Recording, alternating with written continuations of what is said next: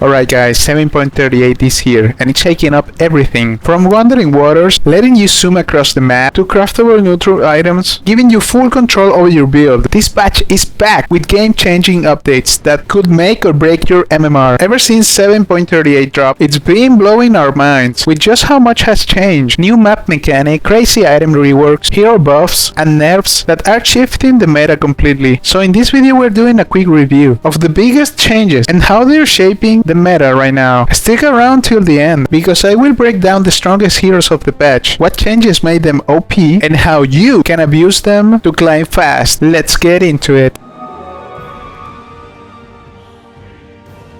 The new water streams are straight up game changers. Running with the current gives you up to 150 bonus movement speed, while going against it, no penalty at all. The top and the bottom lanes now have flowing water that can get you to your safe lane faster. It also can let enemies rotate on you before you even realize. With the main jungles having their own streams, rotations and chases get way more dynamic. That's why vision control of this area is essential. If you're not claiming watchers or placing some good vision, you'll get caught off guard before you even see it coming.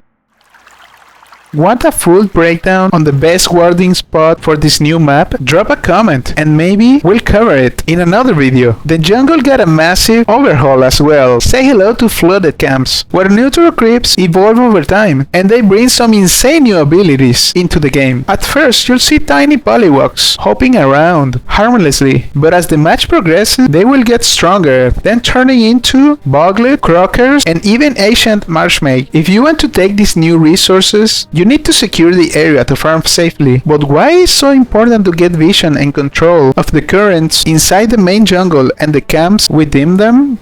I present to you Madstones, a new resource you earn by fully clearing neutral camps. Since neutral items just get a massive rework, this time you get to craft them your way. Now you farm, craft, and customize your neutral items based on what you need. Farming Madstone lets you combine artifacts and enchantments to create the perfect neutral item for your playstyle. Want lifesteal, more regen, bonus attack damage? It's up to you now. And yeah, you can also see what your teammates are crafting, so you can coordinate or maybe steal their idea if you think it's working better. Spectators can also see it. The teams that controls the jungle and optimizes their Madstone farming will have the biggest edge. Are you interested in knowing more about the best neutral items to craft in your games? Please let me know in the comments. Alright, let's move on to map objectives, shall we? Roshan now switches speeds based on the day-night cycle. Top at night, bottom during the day. He's tankier, faster, and hits harder as the game goes on. Oh, and he can throw heroes now, so try not to cross his path if you're not ready to take him. If he responds between the 8 and 11 minute mark, the timer will hint at his status instead of leaving you guessing. Hover over the Roshan timer next to the minimap and you get instant info on whether Big Boy Roche is chilling in the pit or still respawning. No more awkward smoke plays, just to find an empty cave. Now only one Tormentor spawns at a time, every 15 minutes. It swaps sides based on the day-night cycle. Radiant side at night and Dire side at day. And it's even harder to kill, but drop 250 gold per player and now gives a healing aura after death.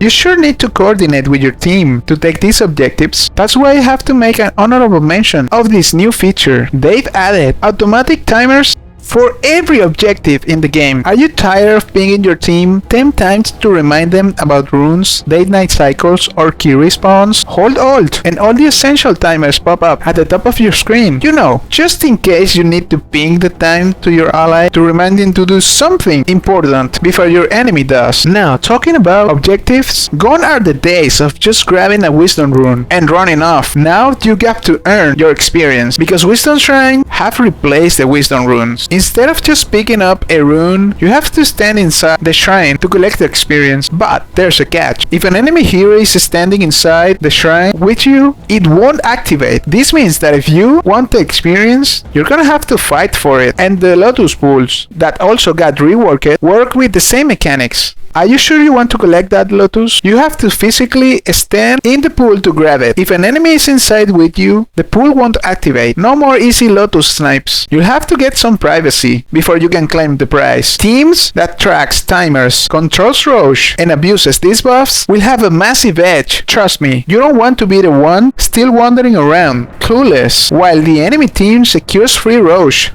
Tormentors, and other map objectives. Now, what you were all expecting, the meta heroes. Since the meta dropped, we now have a glimpse of what the meta looks like. At number 1 we have Dragon Knight. This guy is everywhere, a strong lane and scales like a monster. His win rate stays high across all brackets, making him one of the most consistent cores right now. Did he get something changed? Well, yes. His Facet Fire Dragon got reworked, making him a stun machine. While he's in dragon form, Dragon Tail applies its stun to enemies in 175 radius around the target, and Attack Splash deals a portion of the damage in the AoE. Leveling up Wyrm's Wrath makes your attacks deal bonus magical damage and increases all AoE effects by up to 100%. These are some of the buffs that make Dragon Knight a top tier pick right now. At number 2, we have Night Stalker. You need to respect the Knight if he's in your game. His Night Rain facet got buffed, making him even scarier. Thanks to his facet, Roshan moves to the top pit at 20 minutes instead of 15 minutes, favoring his nighttime aggression. Hunter in the Night now unlocks at level 1 for free and scales up to 5 levels in total. It's for this reason his move and attack speed was rescaled. If you can coordinate fights around nighttime, you will run over your games. At number 3, we have Tidehunter. His win rate is above 54% across all brackets. That is no joke. Of course, Ravage is still amazing, but his true power comes from his Kraken Swell facet. Kraken Shell gains permanent damage block when an enemy hero dies under the effects of Anchor Smash, and now you can activate it. It can double its block for 4 seconds at the cost of 40% movement speed. This new survivability makes him a frontline nightmare. Abaddon is just an honorable mention. He can be played as offlaner and support. He is so hard to kill that teams just give up trying. Mephitic Shroud facet is game changer for him, making his Aphotic Shield absorb and reflect damage instead of just expiring. His damage return radius is massive, punishing enemies for even trying to burst him down. His impact is undeniable. At number 1, we have Mirana. Her new facet, Starstruck, is what players are abusing. Starstorm's second hit now blinds the target, as well as dealing bonus damage. Moonlight Shadow now increases outgoing damage for her and her team. Forget about long range arrows. Even if you miss them, she's insanely strong right now, with just Starstorm.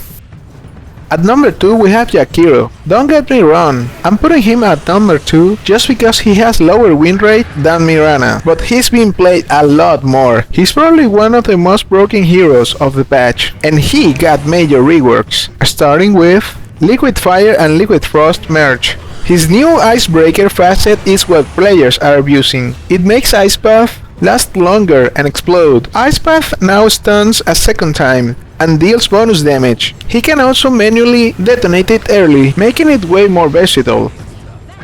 At number 3, we have Bounty Hunter. As if he were a shadow, this guy is still strong from last patch. The track gold is still OP.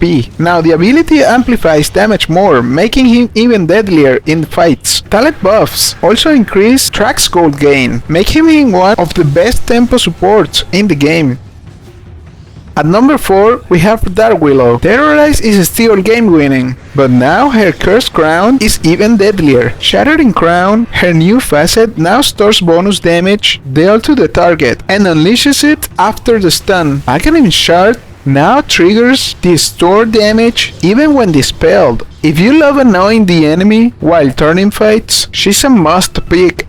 And last but not least, at number 5, Zeus. Zeus' support is still crazy strong. Players are still abusing his Livewire facet that makes Static Field deal more damage to nearby enemies. He adds map control, global presence, and teamfight, and that makes him one of the best damage-based support in the game. If you're looking to win games, these are the heroes that can get the job done for now. So there you have it, guys. If you want to take the lead before it's over, remember, spam the meta heroes before they get nerfed, master the new neutral item system, control objectives, Roshan, Tormentors and Shrines to win games, adapt to the new jungle and river changes. Now you're ready to rack up some wins before the next patch shakes everything up again. What are your thoughts of the new patch? Let me know in the comments. Hit that like and subscribe button if you want to see more content like this. I hope to see you in the next one.